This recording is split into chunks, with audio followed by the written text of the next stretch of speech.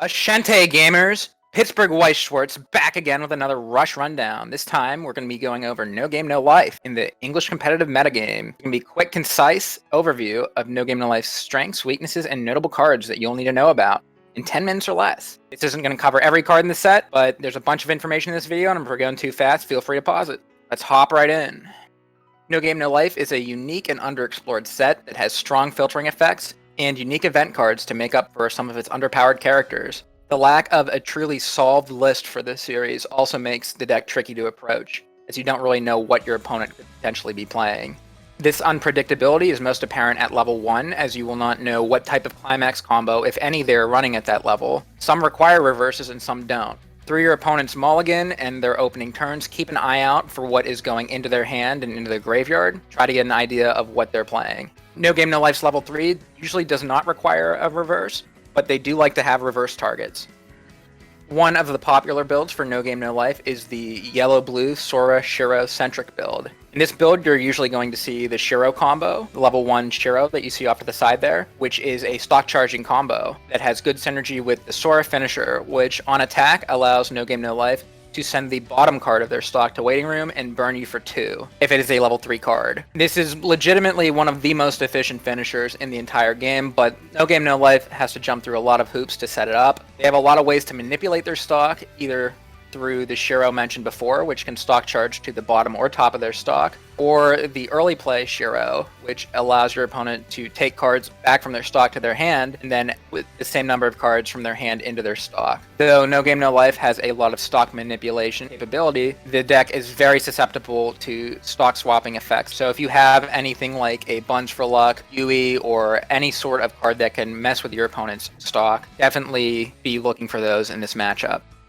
The next card is Inheritor of Willsteph. This is the more popular finisher that No Game No Life would probably be choosing to run, as it is off a standby climax. Both this card and the previous card burn on attack, so you won't be able to stop No Game No Life with backups or by trying to deny a reverse. However, there is quite a bit of setup that goes into setting up both of these finishers. So if you can push your opponent to level 3 quickly, they might not have their finisher set up in time. With the climax combos out of the way, let's look at some of the other spicy cards No Game No Life might be running on you. If your opponent is playing green and has the Peas in a Pod event card, your opponent will be running this Memory Sharing Kurame, which gets an extra soul if that event card is in the memory and has Hand Encore. This is more of a build-around package, you're not always going to see it. If your opponent does choose to run this in their deck, they will be hitting you for 2 souls very consistently. It is a very aggro deck that can be very difficult and unusual to defend against. Another deadly event you need to watch out for in No Game No Life is Materialization Wardchain. When played, goes to your opponent's memory. At the beginning of the climax phase, on your opponent's turn, and then on the follow-up on your turn, the turn player chooses a number, either 0, 1, 2, or 3. If a character of the chosen level exists on either your or your opponent's field, all characters of that level are destroyed. They are able to be encored, however. If a character of the called level does not exist on the field, each player gets to summon from their waiting room a character of the chosen level. Most often, your opponent is going to be using this to board wipe your field if you have a lot of same-costed characters. So if you're running a heavy early play strategy and see this card enter your opponent's hand or waiting room, consider staggering your early plays so you do not get your entire field board wiped. Even if you are not playing early plays, your opponent can still cause major havoc to your board with this card. This usually would mean your opponent uses this to clear all of your level 1s away that you have lingering from the previous turn, or potentially clearing your back row of all level 0s. There's this neat Gibril card that also works off of Wardchain. If Wardchain is in your opponent's memory, the 2-1 Gibril gets an extra 8,000 power, going to 14k, and sits at level 4. It's very important to assess the board state when choosing your number, as a lot of times No Game No Life's cards, this Gibril and some other cards in the set, will modulate their level. The biggest mistake you can make is just calling level 2 and then them telling you the Gibrils are level 4 and then losing the game because of it.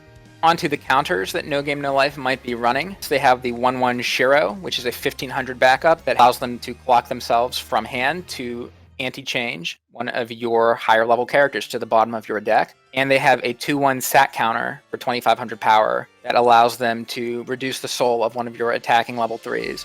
There's also a extremely jank 3-5 counter No Game No Life could be running with a lot of conditions on it. If your opponent has a Sora, Shiro, and Steph character on their field, one of each, they can sacrifice the Steph character as a backup to send one of your level 3 or lower characters to the waiting room. This is an awkward combination of sat counter and tap counter that will deny one of your attacks in a certain lane and potentially deny a reverse in another lane. This event costs a lot of stock and requires a very specific board setup, so it's not entirely likely that your opponent is running this card. However, your opponent is running a build with the Steph top end, it is definitely important to keep an eye out for this card, or at least keep it in mind as they could potentially play it against you. Looking at potential builds for No Game No Life, the two builds I have shown here, which are the 8 standby build with the Gibril combo at 1 and the Steph combo at level 3, and the Sora Shiro centric deck with Wind Trigger and Pants are probably the two most common builds you'll run across. So wrapping up the set, No Game No Life does have a Riki, so they aren't entirely level lockable. However, No Game No Life's Riki is not a very strong card, and it is more of a tech card for No Game No Life to be running because of all the restrictions on it. The Shiro anti-change counter is by far the most popular option you need to watch out for from No Game No Life. The combination of being a bottom decker counter as well as coming online at level 1 can make it extremely dangerous to play against. While there isn't an exactly solved list for No Game No Life, the most popular builds you will run into usually will top out with the Steph combo off of standby. No Game No Life's biggest strength as a set is probably its unpredictability, as there are no two builds that are truly alike. No Game No Life is very good at taking advantage of closed zone information that most other sets cannot, with its many scrying and milling cards.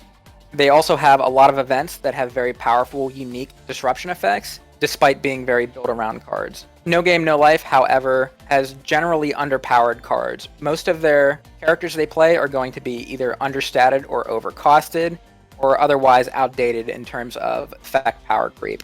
The set has access to standby, but not very good standby targets. Your opponent is going to be relying heavily on your unfamiliarity with the set to get their win. So if you're unfamiliar with the set, make sure to pay close attention to the cards that your opponent is adding to their hand or cards that are going to their waiting room. And make sure to take inventory what counters or events they are running so you can prepare your field accordingly.